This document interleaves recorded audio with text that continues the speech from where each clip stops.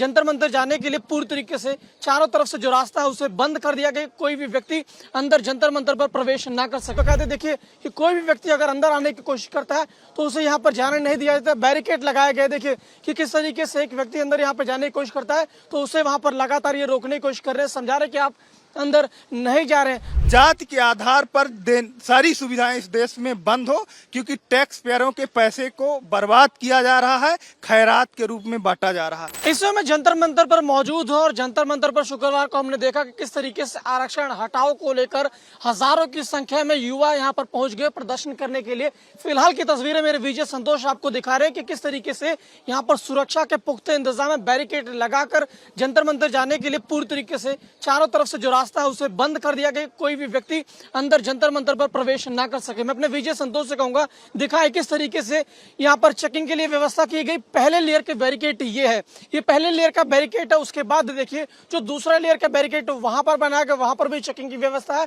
और सामने अपने बीच में जंतर मंतर का वो स्थल, ये जगह है जहां पर हम खड़े हैं, यहीं पर वो प्रदर्शन होता है। हमने कल देखा था कि हजारों की संख्या में युवा पहुंच गए थे और आरक्षण हटाने को लेकर अपनी मांग कर रहे थे, प्रदर्शन कर रहे थे। फिर हमने देखा कि शाम को किस तरीके से पुलिस के द्वारा उन्हें हटाया गया, पुलिस के द्वारा कार्रवाई की गई। तो दूसरी तरफ से अगर कहा जाए जो टॉलस्टॉय की तरफ से जो रास्ता आता है या यूं कहे कि जयसिंह मार्ग की तरफ से जो रास्ता आता है उससे भी पूरी तरीके से बैरिकेड लगाकर बंद कर दिया गया है, जिससे कि कोई भी प्रदर्शनकारी जंतर मंतर स्थल पर ना पहुंच सके। कोई भी व्यक्ति अगर यहां से अंदर जाने की प्रवेश करता है तो पुलिस और यहाँ जो जवान खड़े हैं उनके द्वारा उस व्यक्ति को बाकायदा रोक दिया जाता है और कहा जाता है कि यहाँ पर आपको जाने की अनुमति नहीं। बाकायदा देखिए कि कोई भी व्यक्ति अगर अंदर आने की कोशिश करता है तो उसे यहाँ पर जाने नहीं दिया जाता। बैरिकेड लगाए गए। देखिए कि किस तरीके से एक व्यक्ति अंदर यहाँ पर जाने की कोशिश करता है तो उसे वहां पर लगातार ये रोकने की कोशिश कर रहे हैं, समझा रहे कि आप अंदर नहीं जा रहे हैं। अब दूसरी तरफ ये देख लीजिए, यहाँ पर कुछ दुकानदार है, इस प्रदर्शन की वजह से किस तरीके से उनकी यहाँ पर बैरिकेडिंग की गई जिससे कि उनकी दुकान को किसी तरीके से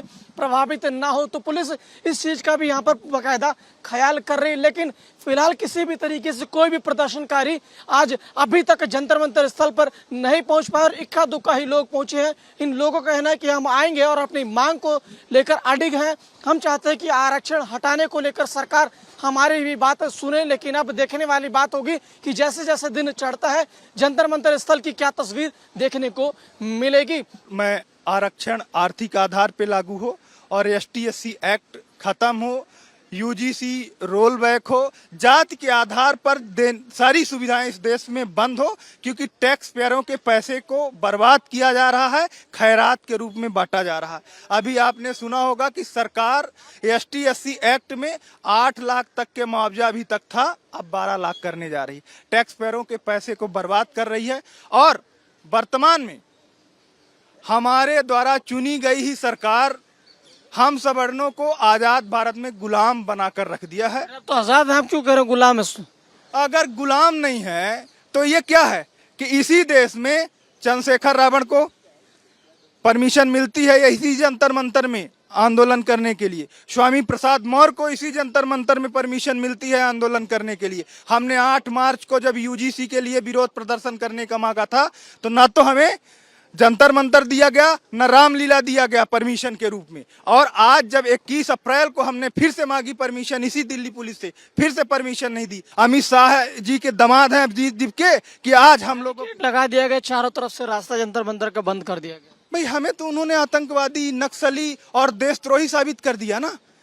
और यहाँ तक कि हम वास्तव में इस देश का सवर्ण गुलाम है, गुलाम आजाद भारत में। आज हमारे पुरखे दादा परदादा जिन्होंने इस देश को आजाद कराने के लिए अंग्रेज और मुगलों से लड़े, आज उनकी आत्मा भी कोस रही होगी।